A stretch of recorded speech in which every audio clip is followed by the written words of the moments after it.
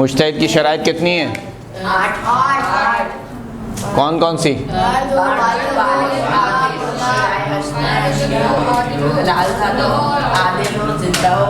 مرد ہو، بالغ ہو، عاقل ہو، شیعہ ناشری ہو، زندہ ہو، حلال زادہ ہو اور عادل ہو۔ عادل ہونے سے کیا مراد ہے؟ عادل ہو سے کیا مراد ہے؟ صحیح قرآن حدیث کو دیکھیے، واجبات پر عمل کرے اور محرمات سے بچے، ہر حرام کام سے بچے اور ہر واجب کام پر عمل کرے۔ جہاں پر بھی فقہ میں جہاں پر بھی عادل ہونے کی شرط آتی ہے، مثال کے طور پر کہتے ہیں کہ امام جماعت کیا ہونا چاہیے؟ عادل ہونا چاہیے۔ پیش امام جو نماز پڑھا رہا ہے اس کو کیا ہونا چاہیے؟ عادل ہونا چاہیے۔ وہاں پر بھی مراد کیا ہے کہ بظاہر اس سے کوئی گناہ سرزد نہ ہوتا، یعنی کھلم کھلا اس نے کوئی گناہ انجام نہ دیا ہو۔ اگر خدا نخواستہ کوئی ایسا شخص ہے کہ جس سے کھلم کھلا کوئی گناہ انجام پا جاتا ہے تو اس کے پیچھے نماز پڑھ سکتے نہیں پڑھ سکتے؟ اس کے پیچھے نماز نہیں ہو سکتی ہے۔ مجتہد کی شرائط ہم نے پڑھ لی تھی۔ ایک شرط تھی اس میں عالم ہو۔ مجتہد کیا ہونا چاہیے؟ عالم سے کیا مراد ہے؟ سب سے زیادہ علم رکھتا ہو یا صلاحیت رکھتا ہو؟ عالم ہو۔ عالم ہو سے کیا مراد ہے؟ یعنی علم رکھتا ہو یا صلاحیت رکھتا ہو؟ علم اور صلاحیت میں فرق ہے، جیسے ہم نے پچھلی کلاس میں مثال بھی دی تھی آپ کو۔ ایک شخص ہے کہ جس کو سب پتہ ہے کہ یہ اسٹیئرنگ ہے، یہ بریک ہے، یہ کلچ ہے، یہ گیئر ہیں، پہلا گیئر اس طریقے سے ڈلتا ہے، دوسرا اس طریقے سے ڈلتا ہے، بریک اس طریقے سے لگتا ہے۔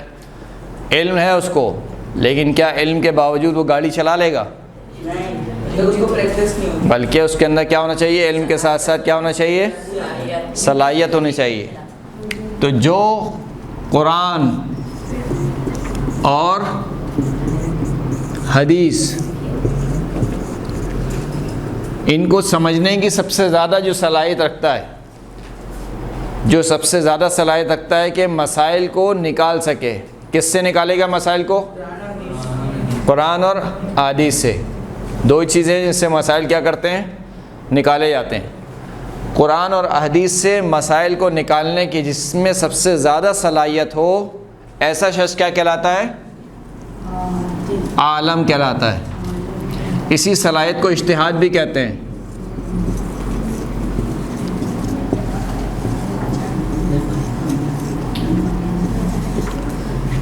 اجتہاد اسی چیز کا نام ہے۔ یعنی مثال کے طور پر ایک شخص ہے جس کے کونی پر زخم آ گیا، اب اس کے یہاں پر پٹی بندھی ہوئی ہے، صحیح، اور پٹی کھول بھی نہیں سکتا ہے۔ اب وہ کیسے وضو کرے اور کیسے غسل کرے؟ تو جو شخص اس مسئلے کو سمجھنے کی سب سے زیادہ صلاحیت رکھتا ہو، کس سے؟ قرآن اور حدیث سے، اس کو کیا کہا جاتا ہے؟ مجتہد بھی کہا جاتا ہے اور مجتہد عالم بھی کہا جاتا ہے۔ یہ تو میں نے ایک چھوٹی سی مثال دی، یہ ایک چھوٹی سی مثال دی میں نے۔ سارے مسائل میں جتنے بھی فقہی مسائل ہیں، مثال کے طور پر حج کے مسائل، روزے کے مسائل، نماز کے مسائل، اسی طریقے سے اور جتنے بھی فقہی مسائل ہیں، ان فقہی مسائل کو سمجھنے کی جو سب سے زیادہ صلاحیت رکھتا ہوگا اس کو کیا کہا جاتا ہے؟ عالم کہا۔ اب ہم تو خود صلاحیت نہیں رکھتے ہیں تو کیسے پہچانیں گے عالم کو؟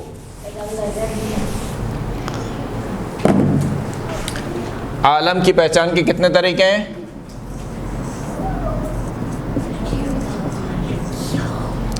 عالم کی پہچان کے 3 طریقے ہیں۔ کتنے طریقے ہیں؟ 3۔ پہلا طریقہ، انسان کو خود یقین ہو۔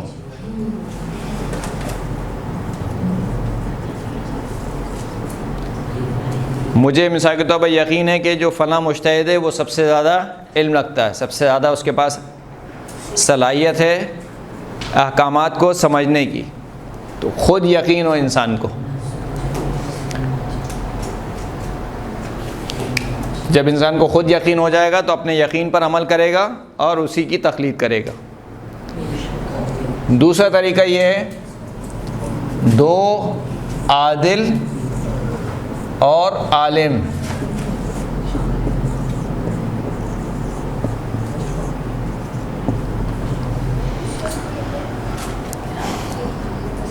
دو عادل اور عالم گواہی دیں۔ عادل کے معنی بھی ہم نے بتائے تھے، کیا معنی تھے عادل کے؟ جو کھلم کھلا گناہ نہ کرتا ہو، واجبات پر عمل کرے اور محرمات سے، حرام کردہ چیزوں سے بچے۔ لیکن یہاں پر فقط عادل ہونا کافی نہیں ہے، عادل ہونے کے ساتھ ساتھ عالم بھی ہونا چاہیے، یعنی اس کو اتنا علم ہو اس کے پاس کہ وہ سمجھ سکتا ہو کہ فلاں شخص یا فلاں مجتہد عالم ہے اور فلاں مجتہد عالم نہیں ہے۔ مثال کے طور پر اگر خدا نخواستہ کسی کو کوئی بیماری لاحق ہو جاتی ہے تو وہ لوگوں سے پوچھتا ہے کہ سب سے اچھا ڈاکٹر کون ہے۔ آپ میں مثال کے طور پر سب اپنے تجربے سے بتاتے ہیں کہ فلاں ڈاکٹر سب سے اچھا ہے، اور بسا اوقات ہم ایک مجموعی رائے کو دیکھتے ہوئے اس ڈاکٹر کے پاس چلے جاتے ہیں اور اپنا علاج کرا لیتے ہیں۔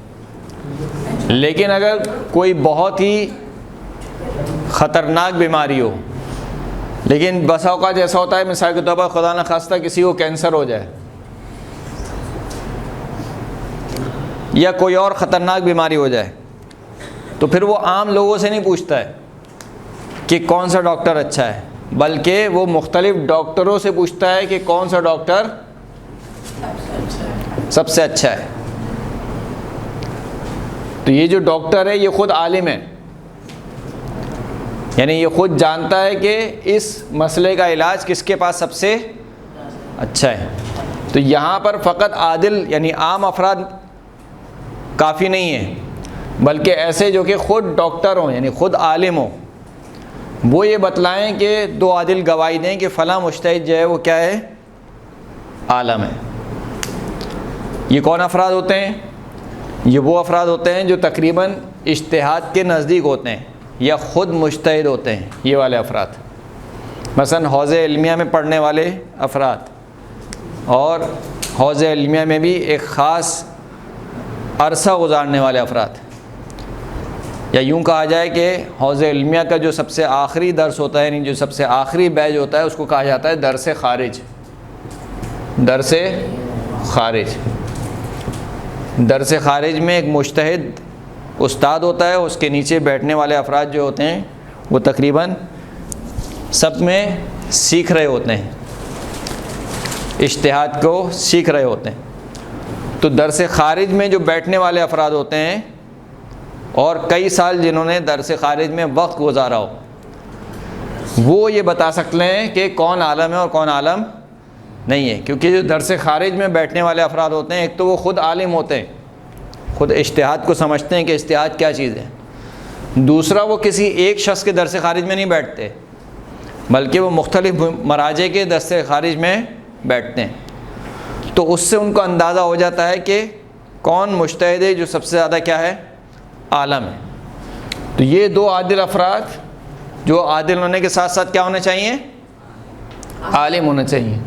یہ 2 افراد اگر گواہی دے دیں گے تو ان کی گواہی پر بھی انسان عمل کر سکتا ہے، اور یہ 2 افراد کہیں کہ فلاں شخص جو ہے وہ سب سے زیادہ عالم ہے، تو اس کی انسان تقلید کر سکتا ہے، بشرطے کہ دوسرے 2 عادل اور عالم ان کے برعکس گواہی نہ دیں۔ مثلا 2 افراد کہیں کہ فلاں شخص عالم ہے، جو عادل بھی ہیں اور عالم بھی ہیں، لیکن ان کے مقابل میں دوسرے 2 افراد کہیں کہ نہیں، وہ فلاں شخص عالم نہیں ہے بلکہ کوئی دوسرا شخص عالم ہے، تو پھر یہ گواہی یہاں پر کیا ہو جائے گی؟ کینسل۔ کیا ہو جائے گی؟ کینسل۔ پھر آپ آ جائیں گے تیسرے نمبر پہ، اہل خبرہ کی گواہی۔ اہل خبرہ، یہاں پر فقط 2 عادل تھے۔ اہل خبرہ میں بہت سارے افراد، یعنی بہت سارے افراد جو خود عالم ہیں، وہ یہ گواہی دیں کہ فلاں شخص کیا ہے؟ مجتہد ہے، عالم ہے، سوری۔ تو ان کی گواہی پر بھی کیا ہو جائے گا؟ عمل ہو جائے گا، اور ان کی گواہی کے تحت ایک عالم کی آپ کیا کریں گے؟ تقلید کر لیں گے. جی اہل خبرہ وہی عالم ہیں، لیکن بہت سارے افراد ہیں. کون سے عالم ہیں؟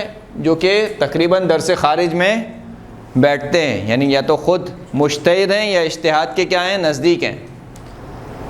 یعنی یہ اہل خبرہ جو ہیں یہ خود بھی مجتہد ہوتے ہیں، یعنی ان میں صلاحیت ہوتی ہے فتویٰ نکالنے کی یا کسی مسئلے کو قرآن و حدیث سے نکالنے کی ان کے اندر صلاحیت ہوتی ہے. یہ افراد لیکن یہ اجتہاد کے درجے پہ نہیں ہوتے ہیں، یا اگر ہوتے بھی ہیں تو ابھی ان کی صلاحیت بہت کم ہوتی ہے.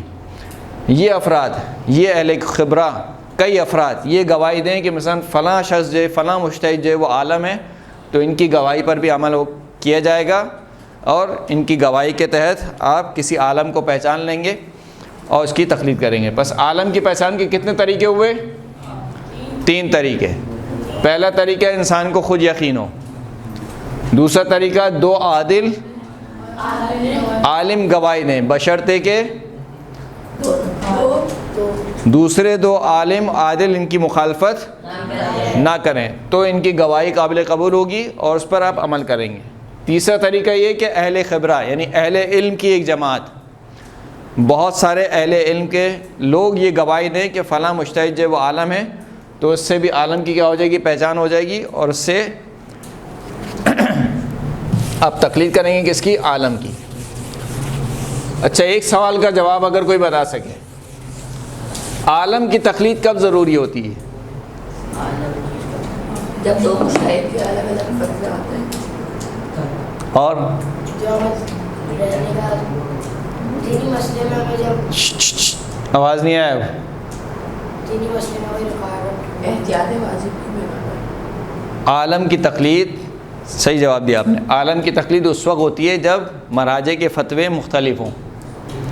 مثال کے طور پر ہم فرض کرتے ہیں کہ ابھی 5 مرجع یا 4 مرجع یا جتنے بھی ہیں 10 ہیں مثال کے طور پر، لیکن سب کا فتویٰ ایک ہی ہے یا بہت ہی مختصر سا اختلاف ہے، تو اس میں عالم کی ضرورت نہیں ہے.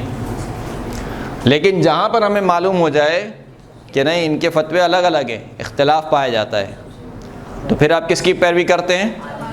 عالم کی. آپ اپنی روزمرہ زندگی میں بھی یہی کرتے ہیں. آپ مثال کے طور پر کوئی بیماری اگر لاحق ہو گئی، آپ ایک ڈاکٹر کے پاس جاتے ہیں، پھر دوسرے ڈاکٹر کے پاس جاتے ہیں، تیسرے ڈاکٹر کے پاس جاتے ہیں. اگر ان تینوں کے مسائل الگ الگ ہوتے ہیں، یہ ایک الگ دوا سجیسٹ کرتا ہے، یہ ایک الگ دوا سجیسٹ کرتا ہے، تیسرا ایک الگ دوا بالکل سجیسٹ کرے، تو ان تینوں میں سے آپ کس کی بات مانیں گے؟ پھر آپ پوچھتے ہیں کہ ان میں سے تینوں میں سے سب سے زیادہ ماہر کون ہے، اسپیشلسٹ کون ہے؟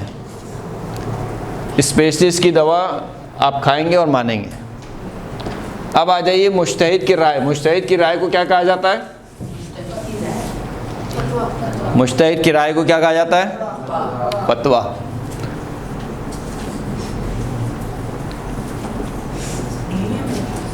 رائے سے متعلق یہاں پہ رائے کا مطلب یہ نہیں کہ اپنی جانب سے اس نے کوئی رائے دے دی ہے. رائے کا مطلب یہ ہے کہ قرآن مجید سے قرآن اور حدیث سے جو اس نے سمجھا ہے اس کو بیان کیا ہے. اس کو کیا کہا جاتا ہے؟ فتویٰ بیان کیا ہے کہا جاتا ہے. اب اس فتوے کو مختلف طریقے سے بیان کیا کرتا ہے مجتہد. کبھی تو بالکل واضح لکھتا ہے، مثلا کہ ظہر اور عصر اور مغرب اور عشاء کی تیسری رکعت میں، اور ظہر اور عصر اور عشاء کی چوتھی رکعت میں قیام کی حالت میں تسبیحات اربع پڑھنا ہے. بالکل واضح، اس میں نہ کوئی احتیاط ہے، کچھ بھی نہیں ہے. لیکن بسا اوقات ایسا ہوتا ہے کہ مجتہد خود کسی حتمی رائے تک نہیں پہنچ پاتا، یعنی وہ قرآن و حدیث کا مطالعہ کرتا ہے ایک مسئلے کو سمجھنے کے لیے یا ایک مسئلے کو نکالنے کے لیے، لیکن کسی حتمی رائے تک نہیں پہنچ پاتا. تو پھر اس وقت وہ کیا کرتا ہے؟ احتیاط لگاتا ہے. کیا لگاتا ہے؟ احتیاط. احتیاط کا مطلب یہ ہوتا ہے کہ وہ خود سمجھ نہیں پایا لیکن ایک ایسا راستہ آپ کو دے رہا ہے کہ جس میں آپ کی بچت ہو جائے گی. یعنی آپ نے اگر اس پر عمل کر لیا تو آپ خدا کے ہاں پکڑے نہیں جائیں گے. لیکن یہ احتیاط ہوتی ہے. اس کو ہم کس سے تعبیر کرتے ہیں؟ احتیاط کس سے؟ احتیاط واجب یا احتیاط لازم. جب مجتہد فتویٰ نہ دے، فتویٰ یعنی حتمی رائے نہ دے، بلکہ احتیاط لگائے، تو اس کو احتیاط واجب یا احتیاط لازم کہا جاتا ہے. مثال کے طور پر کہے کہ مغرب کی تیسری رکعت میں احتیاط یہ ہے کہ 3 مرتبہ تسبیحات اربع پڑھی جائے. یہ کون سی احتیاط ہے؟ احتیاط واجب یا لازم. کہے کہ مغرب کی تیسری رکعت میں احتیاط یہ ہے کہ 3 مرتبہ کیا پڑھی جائے؟ تسبیحات اربع. یہ والی جو احتیاط ہے، اس احتیاط میں آپ کے پاس 2 آپشن ہیں.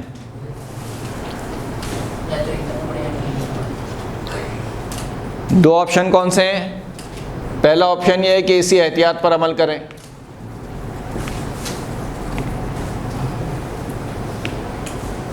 اسی احتیاط پر آپ کیا کریں؟ عمل کریں. دوسرا آپشن آپ کے پاس یہ ہے کہ فل عالم. فل عالم، فل عالم کا مطلب کیا ہے؟ کی طرف رجوع.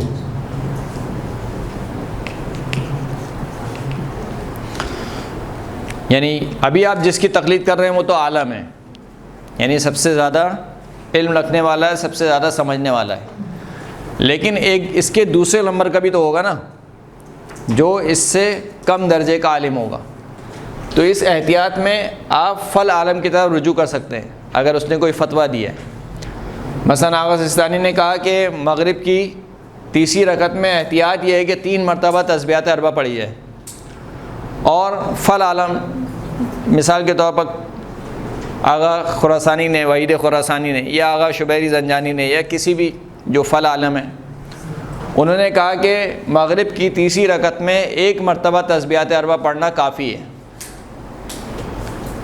تو آپ کیا کر سکتے ہیں؟ آپ کے پاس 2 آپشن ہیں، یا تو احتیاط پر عمل کریں یعنی 3 مرتبہ پڑھیں، یا فل عالم کی طرف رجوع کریں اور 1 مرتبہ پڑھ لیں، کافی ہو جائے گا. یہ بات سمجھ میں آ گئی؟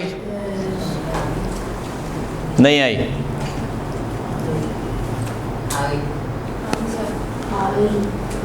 جب مجتہد فتویٰ نہ دے، فقط احتیاط کہے، تو اس کو کیا کہا جاتا ہے؟ واجب یا احتیاط لازم. احتیاط واجب و لازم میں کتنے آپشن ہیں؟ 2. ایک کیا ہے؟ اسی احتیاط پر عمل کرے. دوسرا فل عالم، یعنی سیکنڈ نمبر کا جو عالم ہے اس کی طرف آپ کیا کریں گے؟ رجوع کریں گے اور اس کے فتوے پر آپ عمل کریں گے. مثال کے طور پر ابھی حج آنے والا ہے. حج میں جو ابھی شیطان ہیں، 3 شیطان جو وہاں پر بنے ہوئے، ان شیطان کو بہت بڑے بڑے بنا دیے. یعنی پہلے وہ ایک چھوٹا سا پلر تھا، ابھی بہت چوڑے چوڑے پلر بنا دیے، اور ان کی لمبائی بھی بہت بڑھا دی ہے. پہلے جتنی لمبائی تھی اتنی لمبائی نہیں تھی. تو مثال کے طور پر آغا سستانی کہتے ہیں کہ جو پہلے جس جگہ پہ پلر تھا وہیں پر آپ کو کنکریاں مارنی ہیں. صحیح ہے؟ مثال سے سمجھتے ہیں کہ اس کی چوڑائی 3 فٹ تھی، 3 فٹ چوڑائی، اور مثال کے طور پر 15 فٹ لمبائی. آغا سستانی کہتے ہیں کہ اسی 3 فٹ 15 فٹ کے اندر ہی آپ کو کیا کرنا ہے؟ پتھر مارنے. اس کے سائڈ میں اگر پتھر لگیں گے تو وہ آپ کی رمی شمار نہیں ہوگی. لیکن اس میں احتیاط لگاتے ہیں. آغا سستانی کیا کرتے ہیں؟ احتیاط. یہ تو جب آپ احتیاط ہے تو اس میں پھر آپ کے پاس 2 آپشن آ جاتے ہیں. یا تو آپ احتیاط پر عمل کریں یعنی اسی کے اندر آپ پتھر ماریں، یا پھر آپ فل عالم کی طرف رجوع کریں جو کہے کہ کہیں پر بھی پتھر مار دیں. شیطان جو بنا ہوا ہے کہیں پر بھی پتھر مار دیں، اگر اس کے پتھر لگ جائے تو آپ کا ایک واجب ادا ہو جائے گا. تو یہ مثالیں تھیں کچھ احتیاط کو سمجھنے کی.